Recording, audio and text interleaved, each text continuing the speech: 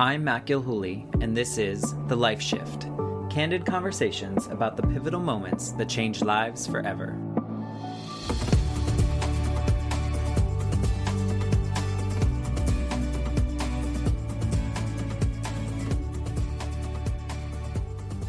Hello, my friends. I am here with my friend Morgan, who's joining us from Germany? Yeah, Germany. Is that where we are these days? These days, It looks very bright there. Well, only for the next few hours. We're getting longer on the days, but we lose like quickly here. Yeah. Yeah. Well, it looks really nice. Whatever's happening there, the color of the sun hitting your face looks gorgeous. Thank you. You're welcome. So Morgan and I were just talking a little bit before we started recording, and we were talking about how we know each other. So she knows what year it was because it was a blip in time. When was that? 98 to no, just kidding. 97 to 98. Seems so long ago. Right. Yeah. Well, most of the people that I'm talking to on this podcast so far go back to high school years. I actually talked to my third grade best friend. And so when we talked about it, we were like 1989. Oh, yeah. So 97 sounds pretty recent in this case. Yeah. I don't feel like it's much past that either. So, I mean. But you know what? 1997, and we were only in each other's lives for a year, probably less than a year, right? Sure. Like a small amount of time. Yeah. But I've been talking to some of my friends, and we've talked about social media and the ability to stay connected with people that you clicked with, way back when, and to just kind of keep tabs on people. And I feel like I've been able to do that with you, even though we don't actively check in, but I don't think you have to. Right. Yeah. When you feel like you've clicked with somebody, you lose that judgment of, okay, I need to always click and connect. And instead you're just happy. My husband even said, "Oh, is that the guy that moved out to the Midwest for a while?" I was like, "That's totally him." So I talk about you too. It's like, we don't talk much, but I happen to talk about you often too. No. And I've been watching your journey, and I'm so glad that you're on here to share a little bit about it, because I think it's going to resonate with a lot of people. My goal with this podcast is truly to highlight the pivotal moments that have changed people's lives completely, but also to allow the space for someone to, one, share their story, but two, for people listening to know that they're not alone and to know that there is a community. And I've talked to people about really positive shifts or things that have kicked them into high gear. And I've also talked to people about things that have drastically changed their lives, which in a seemingly tough moment, yet at the end of the day, have found ways to really create the life that they probably wanted to create all along. So it's been a really interesting journey. So I'm really glad that you're here to share. I'm glad you're doing it. I think it's very necessary right now. So thank you. Well, I'm excited about it. It's really, these conversations are really warming my heart. I know I've said that to you, and I didn't realize how much creating this podcast would change me. I've gone through my own life shifts and things along the way, and I've always been open about them. And your pivotal moment that I think we're going to be talking about, you were quite open about it, and I connected immediately to that.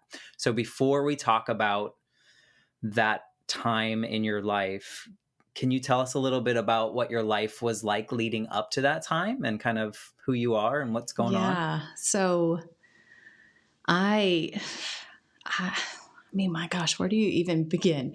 Wrap it into, I'm a military spouse, so we do not stay in one spot more than about 2 to 3 years. I had many moves under my belt. I've lived in many countries, many different states. I've seen incredible things, but with that is pretty stressful too. My husband was deployed twice to Iraq. He was gone a bit, and the stress of moving, and I was an entrepreneur, and I was trying to do that from afar and raise a family. And so things were quite stressful in my life at that point. I was living in Italy.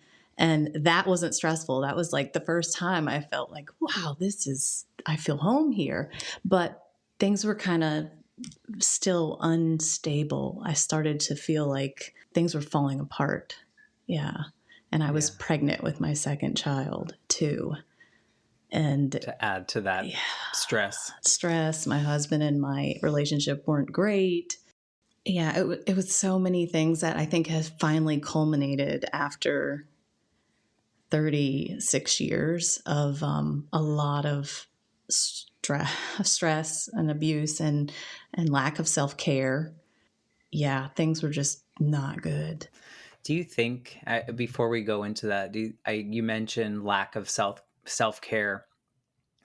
Do you think that is more common in our generation and people growing up in the 80s and 90s? I think it is not practiced nearly enough. I grew up being told, if my parents were divorced, and my dad would always say, I have to take care of myself, because if I can't take care of myself, I can't take care of anybody else. And it was always just something I heard, but I didn't listen to it. I wasn't really understanding what that was. And so I didn't really do it. I mean, mind, body, soul is taking care of yourself. And if you neglect one of those things, then the other things will feel unbalanced and just fall away too. And as a society, we just don't do it. We rush, rush, rush. We want to make money, money, money. The best grades, the best cars, like people get so consumed with everything else and neglect themselves. Yeah. You were doing the checklist life. I feel like that's what my life was. It was very much like, okay, you have to do well in high school so that you can go to the good college. And then you're going to do well in college so that you can get the good job. Mm-hmm. And then when you get the good job, then you need to get promoted. Yeah. So it was very much like, check.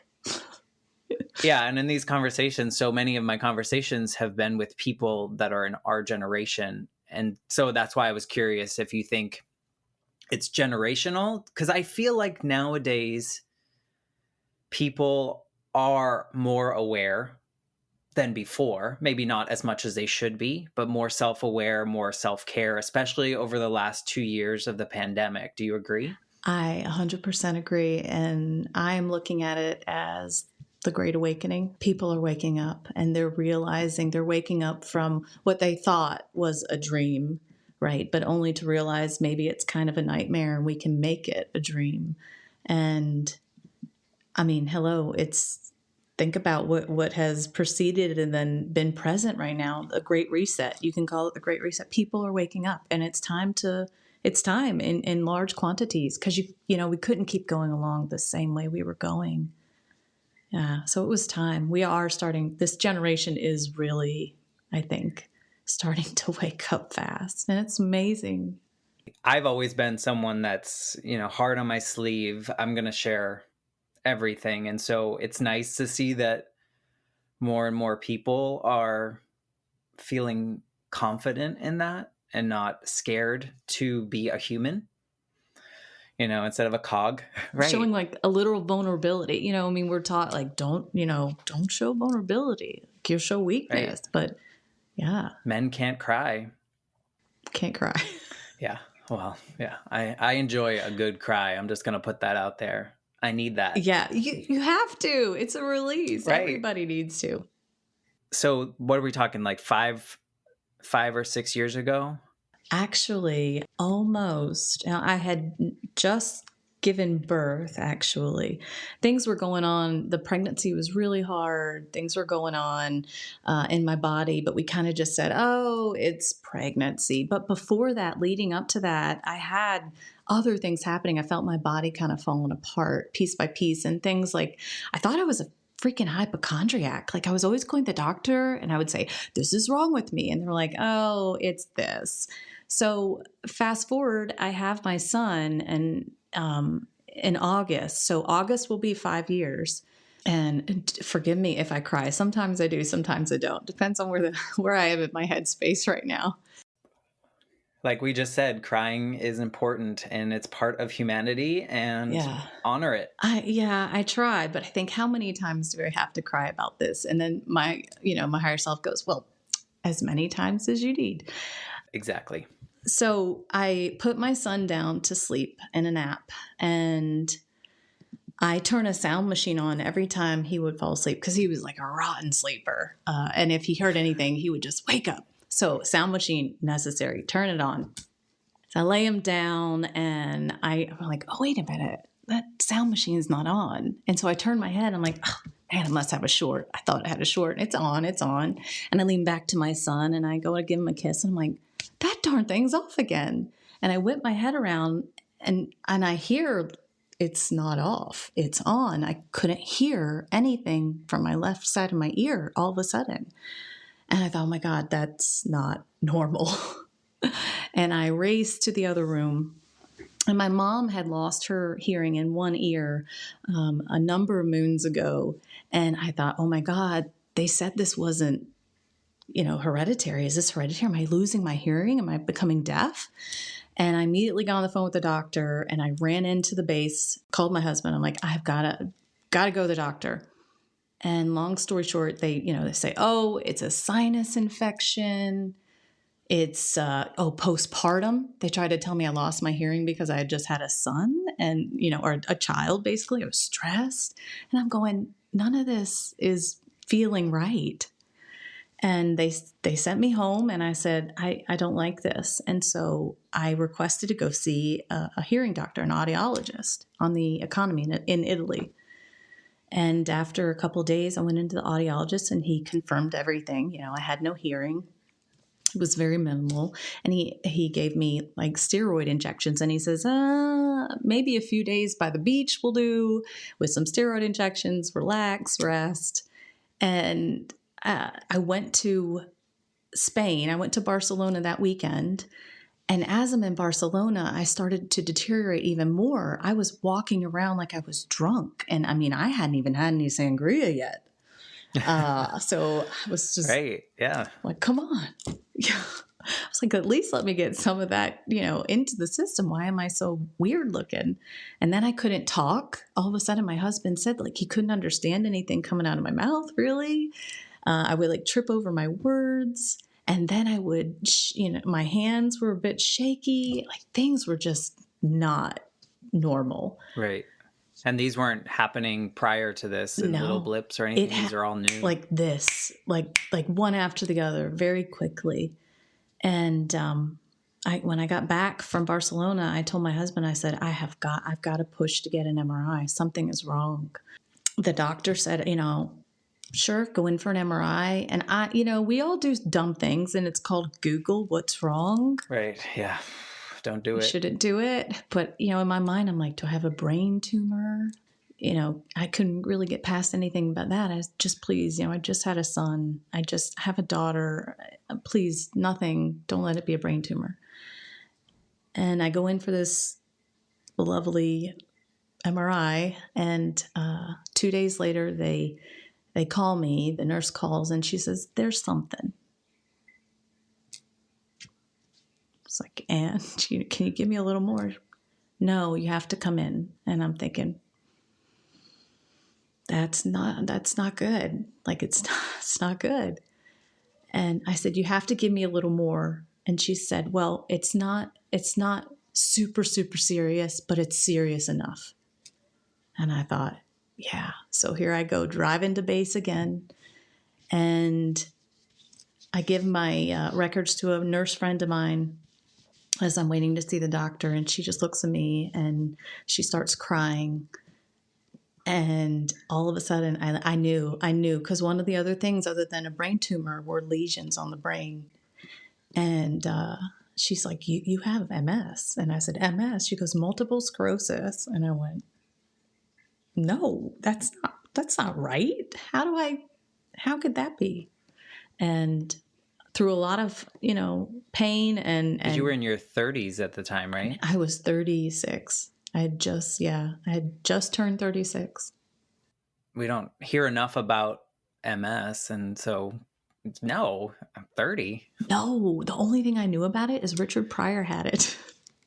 It's like Right. it. Yeah, you don't. And even now, you don't hear too many. You hear a little bit more, but you don't hear too many Mm-mm. people publicly speaking about it. But do you know how common it is? It is Right. so common. And people get misdiagnosed all the time with other things. It's rheumatoid arthritis, lupus. It's an autoimmune disease, and essentially, it can and they say will eventually take your life. And depending on the type you have, it depicts the journey. It tells you what the journey is going to be. It's a very deteriorating disease. And I was officially diagnosed in October. And the doctor basically said, you're going to have to be on drugs the rest of your life. And you're going to have to hope that things don't progress quickly and get a hearing aid. And good luck. And that was it. Yeah, your life completely changed in the like 10 words that he shared with you. Yeah. Yeah. Or even your friend next to you. Yeah. I was told over a video teleconferencing appointment because they were in Landstuhl, which is further in Germany, and I was in Italy. And I'll never forget how when you receive news, like life-altering news, and you're looking at a computer screen and you're seeing this doctor basically, say, I'm really sorry to inform you, and Right. Just like very matter of fact. yeah, it was pretty profound. And I looked over, and my husband was sitting beside me, and I could see him just starting to cry. And then even the guy running the video teleconferencing just kind of had this look on his face, and you could see his eyes start to well up, and everything stopped. Like the world just stopped. You ever have a moment where it just stops, Matt? Yeah. Yeah. Yeah. I have not quite so personal, I guess, in the case of like yours, but yeah, when I found out my mom was dead, or like when I watched my grandmother die, everything stopped. For me, everything stopped. It wasn't a long period of time, but it was profound enough that I can remember those precise moments.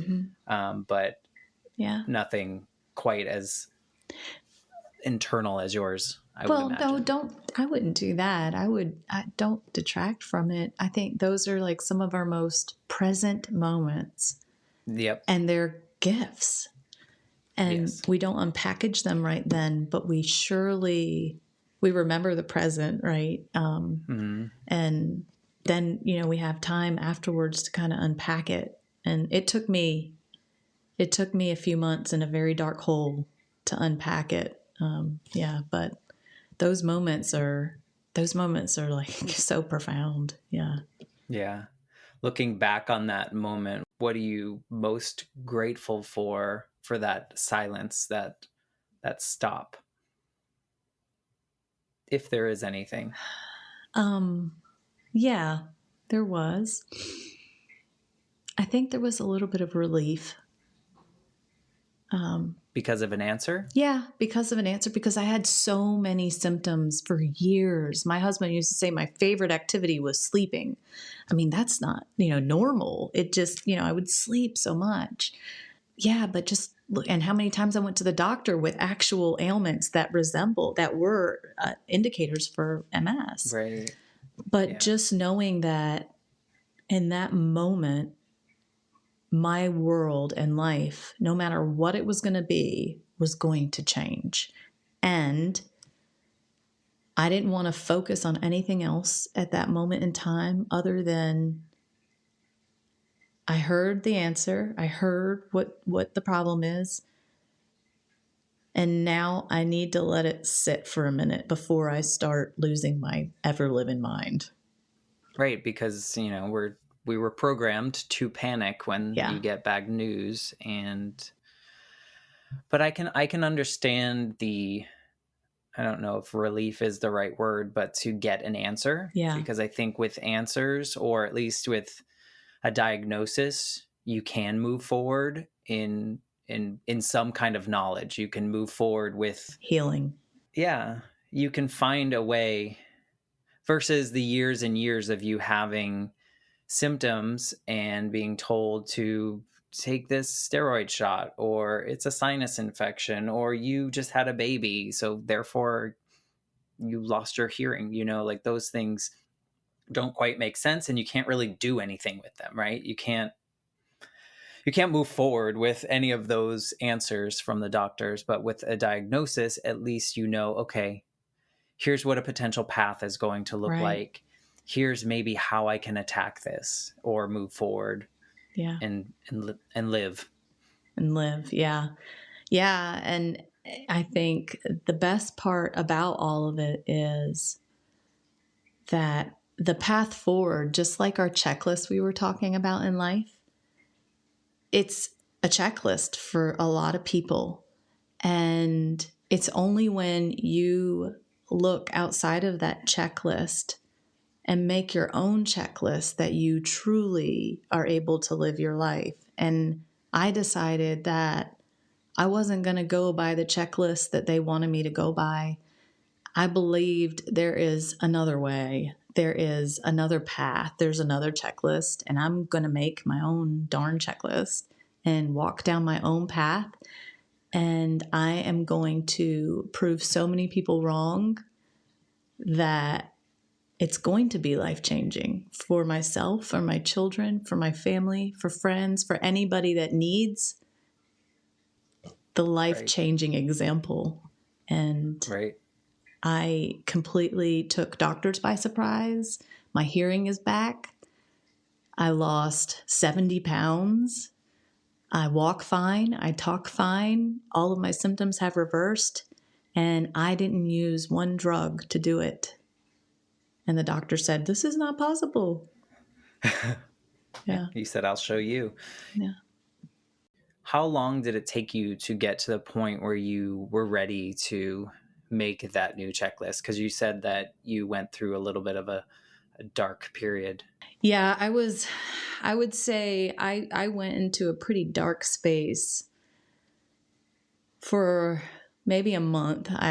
Maybe less, probably 3 weeks, I think. 3 weeks I was in a pretty dark space. And in that time, I started to ask hard questions, really hard questions. Like, how have you been treating yourself? How do you show up in the world? Like, what are you going to get by taking these drugs? Are you feeling like that's the right answer? Like, I really started asking myself, not any doctors, not any other people.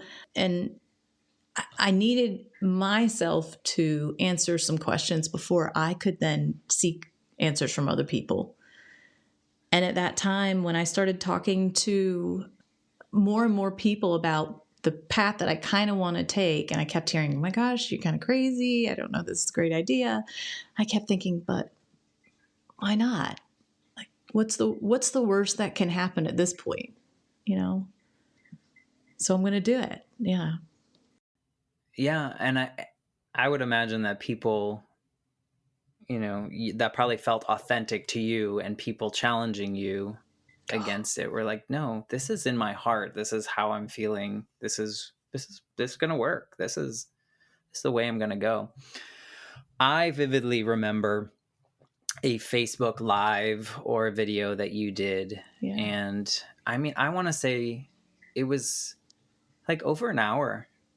Yeah. And I didn't know anything, right? And I don't think anyone else knew anything. And you went live, or you posted a video of some sort. I want to say, was it live? It was. Yeah. It was live. And you shared your diagnosis, and you shared your fears, and you shared so much. And this is that power of connection. The fact that we really only knew each other for a very short period when we were like 16 years old. And I sat there and I watched the entire video, and I felt connected. I felt like I haven't felt in a long time. And I think it was the vulnerability, and I think it was the like I wanted to be a cheerleader of some sort in some capacity, and I was so proud of you for sharing one, that dark space, right? Because I don't think we share that enough, and it's not uncommon. Yeah. But what was that? Was that helpful for you, that live, that what you did Yeah. there? Um, well, what's really interesting is right after that, I actually stopped needing my hearing aid. And I think that was pretty significant that my hearing came back. I felt like it was a very healing thing for me to do, which was to Yeah. finally tell people, because I did. I kept it kind of secretive. Not that I was ashamed, but maybe just fear over the judgment of the path that I picked, which was a all Right. natural path. And there were some naysayers, and it was hard to put myself out there, because you put yourself out there and people are now looking to you to be that example that you're talking about. And I needed to hold myself accountable. And that was me holding myself accountable. It was showing the world that I'm not afraid, that I can listen to myself. And when I listen to myself, I really find the right answers. And I'm okay. I'm going to be okay because I'm taking care of myself now and I'm loving myself. And no matter what the journey is, I'm loving the journey too. I'm finding peace in the journey. That diagnosis changed so many things about my life, that if I didn't have it, if I didn't have that diagnosis, I mean, we all say we wouldn't be the people we are today without our messes, right? Our mess is our message, essentially. But I can't imagine, Matt, there is no other way I would have come to where I am today if I hadn't Right. been diagnosed with MS. And I'm so in love with who I am today. I'm a whole different person. And I thank my MS daily. Thank you. Thank you. Because it put things into perspective, probably, Yeah. and it created a new path. And how you chose to take that path is probably more authentic than the previous version of you would have been. Yeah. And people have seen it and they've reached out, and I've been able to help guide people in that same direction. And that is incredible. Yeah, I say the same thing. I've said it a couple times in some of these conversations of, if people ask me if you could go back and change, your mom not dying. And I say, well, at this point, no, I wouldn't change it, because I'm who I am because of those moments. And had I not faced significant loss at that age, I wouldn't have the relationships that I have now. I wouldn't be where I am now. And I am happy with who I am now, that I wouldn't change those things. So I can completely relate to, it feels weird to say, to be Yeah. grateful for such terrible moments, or Mm. seemingly on the outside terrible moments that have been part of our lives. So I get that. Let's change the verbiage. What do you think? How about instead of terrible, we'll say necessary? Yeah. But I don't think that a lot of people can grasp that just yet. And I hope, with Mm. the changes that we talked about in society, being more vulnerable and okay sharing feelings, maybe those those necessary moments will be celebrated. I think we have to challenge each other. And I think that's why I did that Facebook Live. We have to challenge each other to be willing to be vulnerable. We have to challenge each other to ask the hard questions. And we have to challenge each other to look and find positives and negatives, and not just allow people to sit in the negative all the time, because the mindset is a majority of the solution or the problem, right? And if we ask people those hard questions, and if we're our friends, if we ask our friends those hard questions, and we allow them the space, right? You have to have the space. Hopefully people gave you the space to revisit many times if you needed to, and find those answers. That's the important part, I think, is finding that space. Yeah. People are very uncomfortable.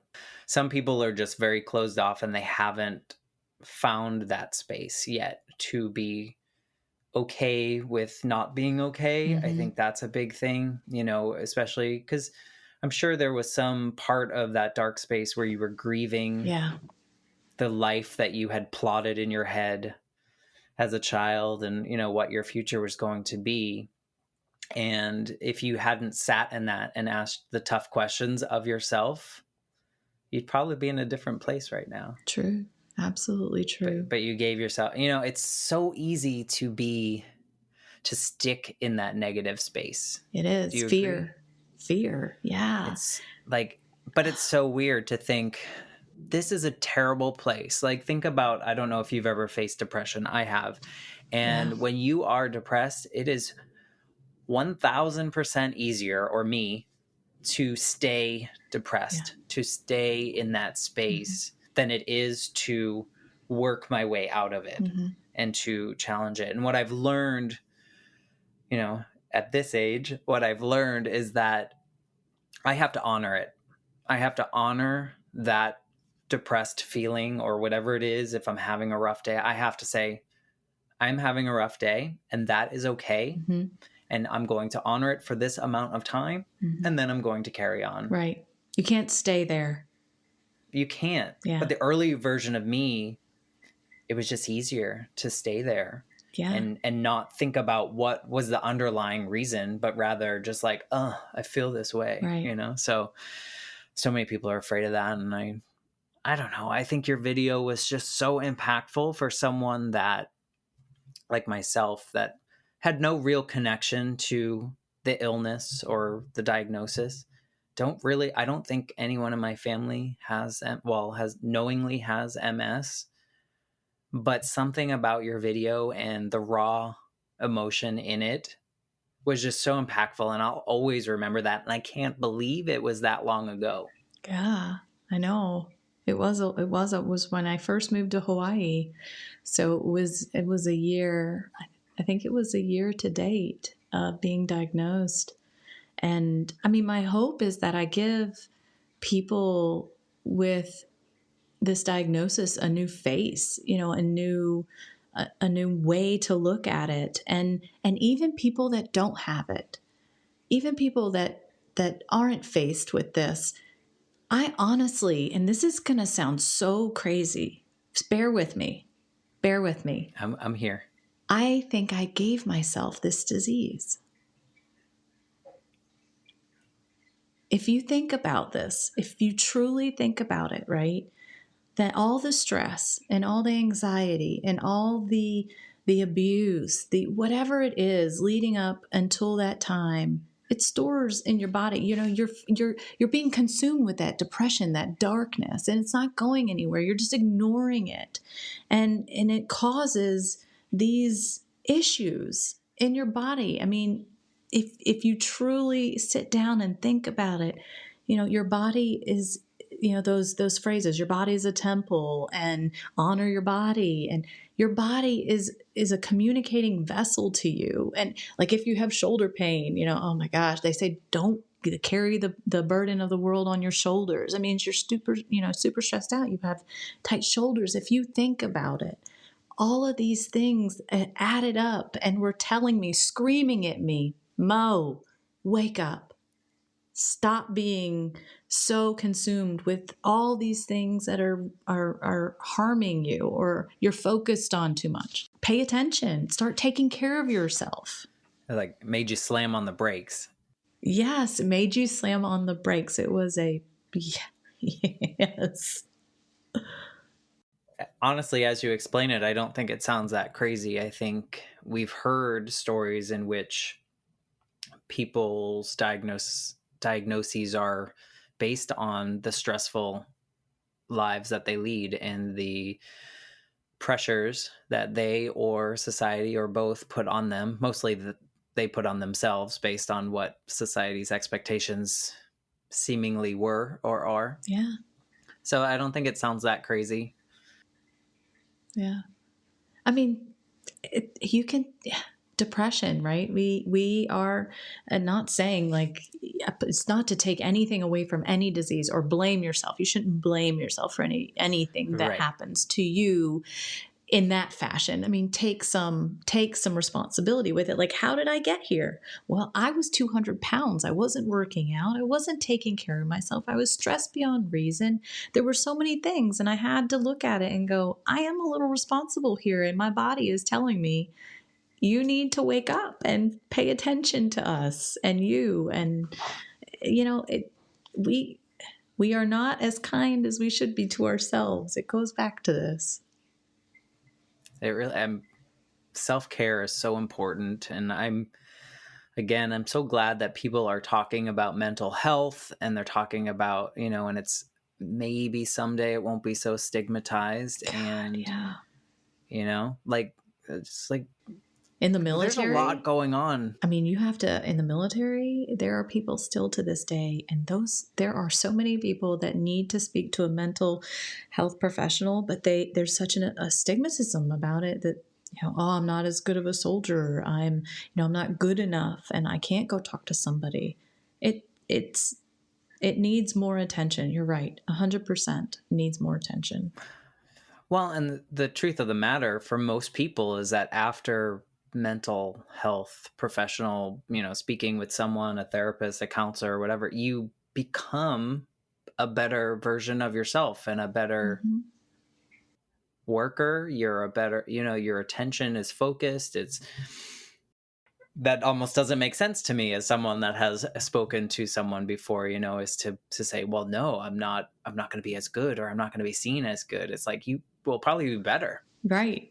Yeah, it's that why do you need help? Well, I mean, we can't do everything on our own. If my AC is broken, I'm not fixing that. Right, you're calling yeah, me too. I mean, come on. Like, and you're employing people, for goodness sakes. Like, there's no reason we need to. There's a reason they've been put here. They're serving their purpose. Let's allow them to serve their purpose.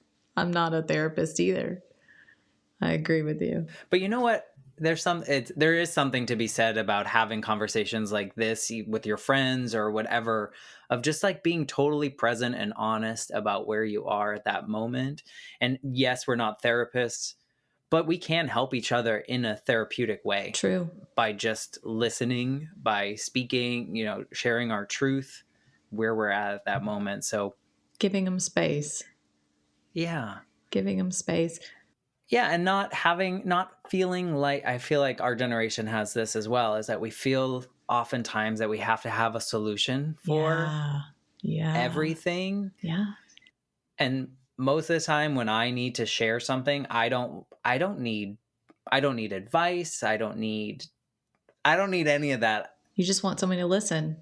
Exactly. Yeah. Exactly. And empathize, right? So you want somebody, I think you're right. I mean, that's hitting on two very distinct characteristics of that is no judgment and then empathy.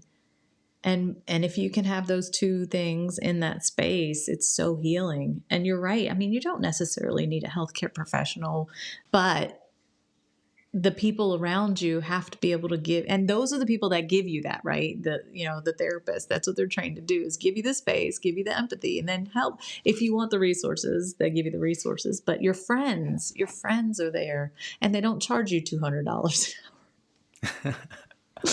Yeah, no copays. No copays. Well, maybe like a sangria. Right? And yeah, your friends. But that's the thing too. We gotta, I don't know. I've culled my friend list quite a bit, if you look back. And have you culled your friend list? Oh, yeah. Yeah. Yeah. I think it all goes to self-awareness and acceptance of what you need and what other people need from you. And if those align, then I think that friendship can last. And I think maybe that's a normal process of just aging in general when it comes to friendships, especially for those people that are a little bit more self-aware of what they need and to protect themselves. And, there's certain things you just don't need. Amen. Good grief.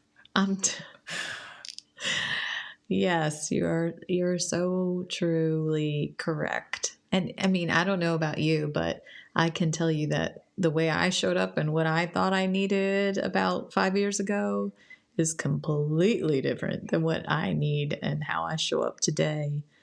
And gosh, if I could just, I always say that, you don't want to go back, but if I could just like let myself in on the little secret just 5 years ago, I wonder what kind of, What would you say? what would I say 5 years ago?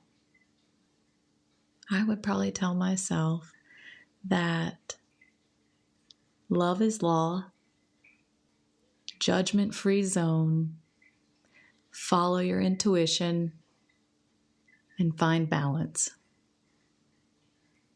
Yeah. Do you think that at that moment you would have listened? I think I would have taken myself a little more serious at that moment. Yeah. These are such simple things that I think when people use more words, you lose the importance of the ones that really matter. Yeah. Do you think that the 7-year ago version of you would have listened to those things? Yeah, no. Yeah. I hadn't had enough wax. Yeah, just all it takes is one big whack and you'll stop and you'll think. I don't know though. I mean, I think it depends on where you are in the time and space, Matt, though. I've had some big whacks. I've had some really big whacks. That's true.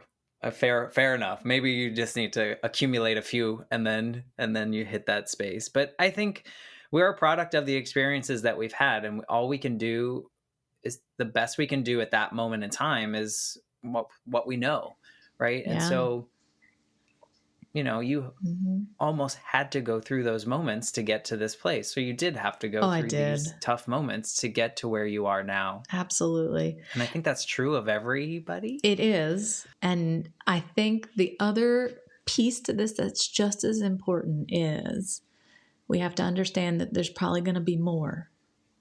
Mm-hmm. And now we just have to put every practice into play, right? And be more mindful. Yeah. I agree completely. And I actually feel that I was able to do that. When my mom died, I was 8. And in that instance, and I've said this before on this podcast, but it took me a good 20 years to grieve the loss of my mother in various ways, and certain things that I use as crutches and excuses and whatever that may be. But it took roughly 20 years. And then when my grandmother was diagnosed with cancer and eventually passed away from it, I took what I learned from taking forever to do and what I needed to do next time, if there was a next time. And I was able to literally jump, head first into grief and into what my grief journey looks like. And I was able to move through it much quicker. And so, yes, knowing that there's going to be something else that's coming. And if we can be wise enough to take what we've learned and move forward in as much of a positive way as we can, we become better people because of it. And so I agree completely, because I feel that I was thankful enough that I was able to do that. Yeah. I don't know if it was intentional, but I felt thankful enough that I was able to. Well, again, your message is your message. And so that there's something to be said about that too, Matt. You're able to then turn around and help somebody else with some tools that they necessarily wouldn't have if they hadn't also gone through the same journey. And so now you're able to offer other people a service of some sort, if not a service, the space and the empathy, right? And the no judgment. And you're able to help others through that as well.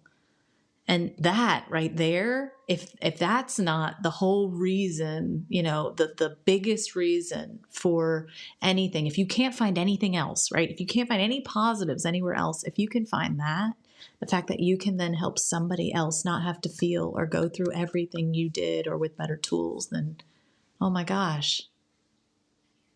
But again, honestly, I look back to your same point though, I had to go through it all Yeah. that way. That first time was intentional, Yeah. whether I made those choices or not, I did, and it was for a reason. And I like to look back on that thinking that way. Yeah. I don't know if that's just delusional or if No, that's just I think you're right. I mean, what I believe they're called contracts, and you have to fulfill a contract, and that's part of the contract with yourself. Is that's the only way you figured out you can achieve what's on the other side of it. Is you had to go through it, and I agree, you do. But if somebody could have offered me just a few simple words a little earlier on, then maybe I could have escaped just a little bit, a little portion of it, or maybe made it a little bit easier to lean on somebody. Like I had nobody to lean on. I had nobody.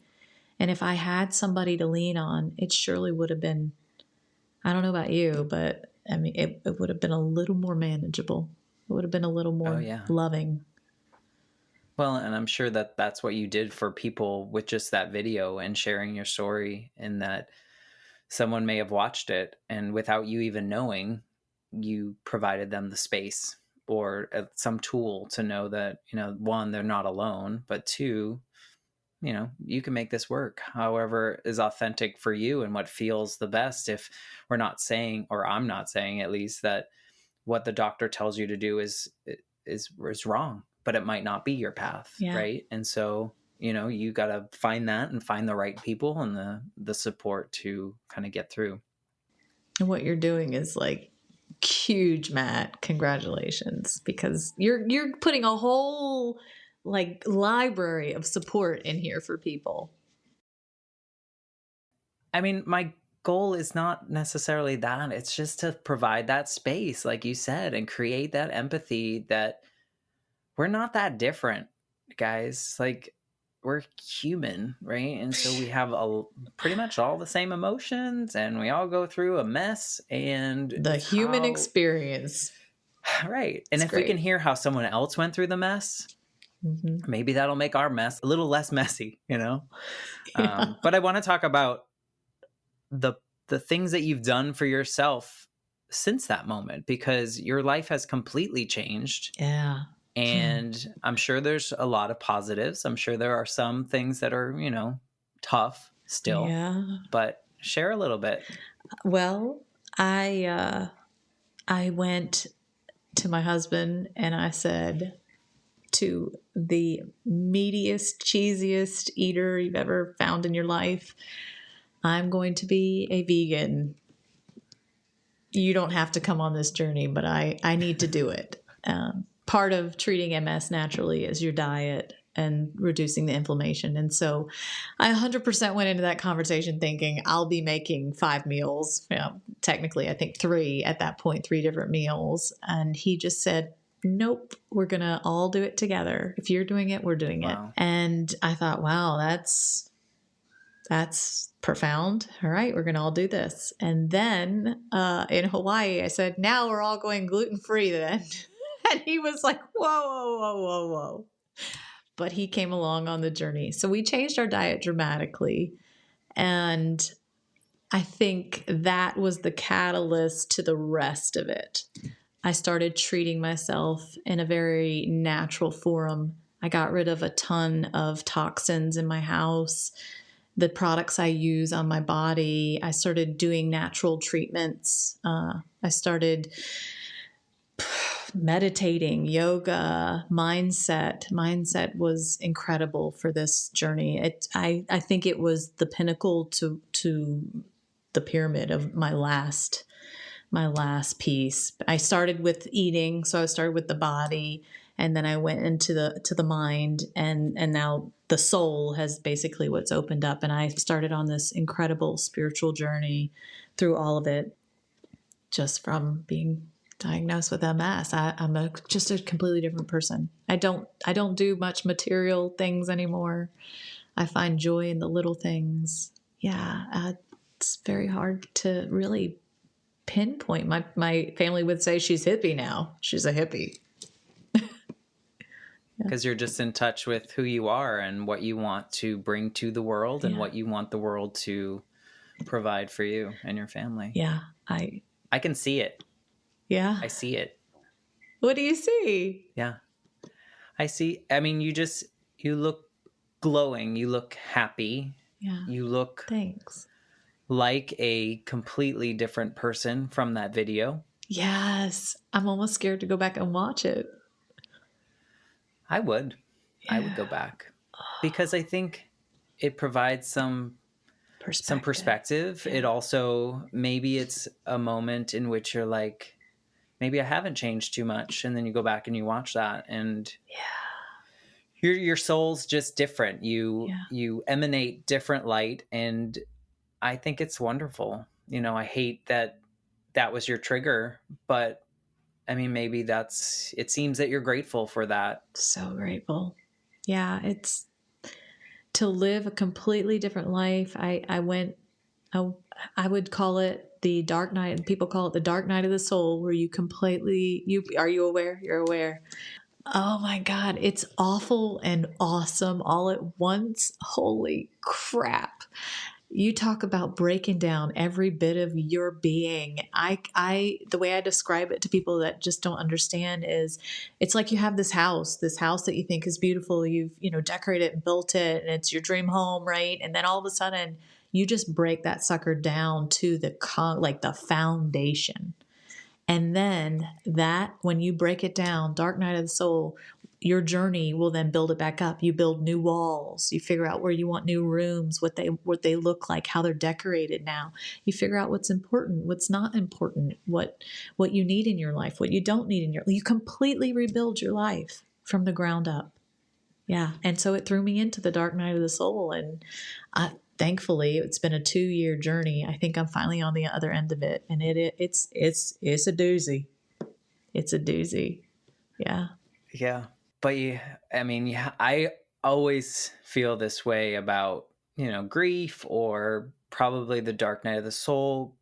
You have to be ready to do it. Oh, You can't be forced into it. You can't, because you can be forced into it, but good luck, I was forced into it. producing something. Right. I was actually, I think subconsciously I was ready, but I didn't know what the hell was happening to me. And Okay. mine was quite like a smack in the face. This is happening. You're breaking everything down tonight, girlfriend. I mean, it wasn't a night, but it was an extremely short period of time where you just watched. It's like watching a tree just lose everything and then eventually just die to root.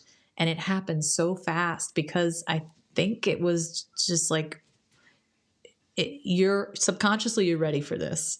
You've gone through MS, you've transformed your body, you're trying to get your mind straight. It's the soul's turn. And it was, yeah, I didn't think I was ready. I understand now I was.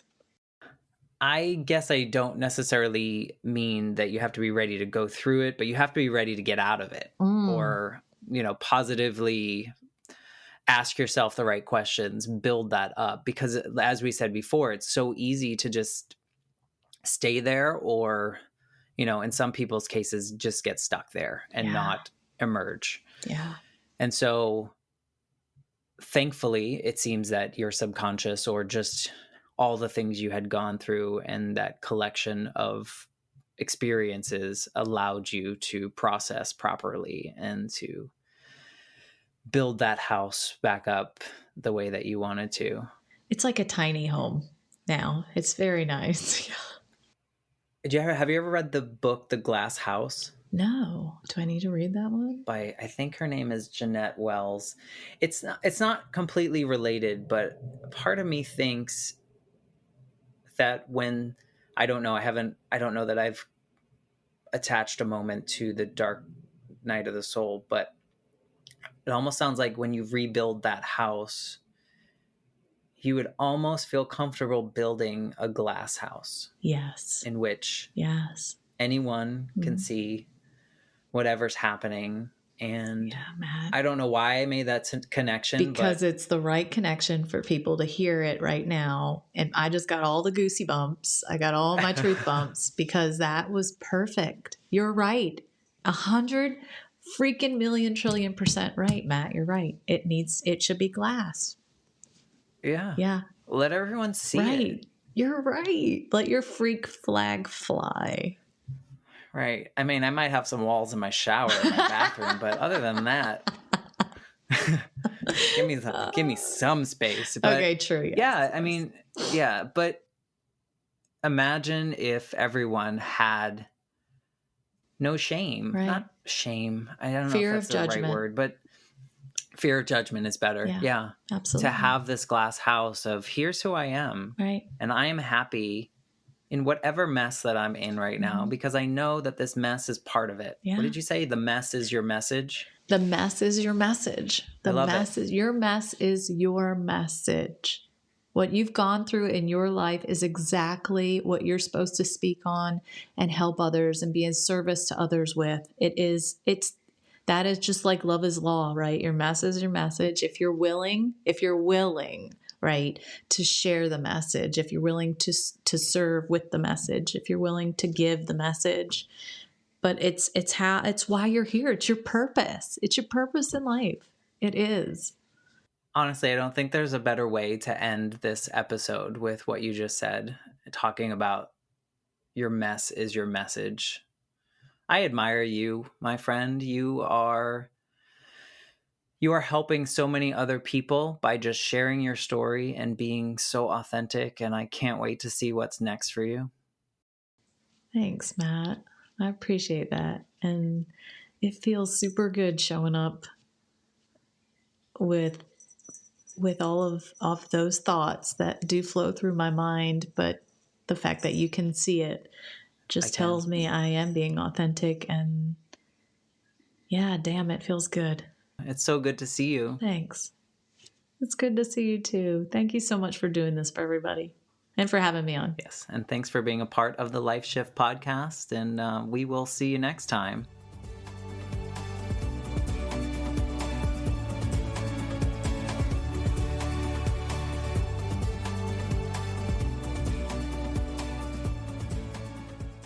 You've just listened to the Life Shift podcast. Please subscribe to the show on Apple Podcasts, Spotify, or wherever you listen to your favorite podcasts. For more information about how you can support the Life Shift podcast, please visit www.thelifeshiftpodcast.com. See you next time.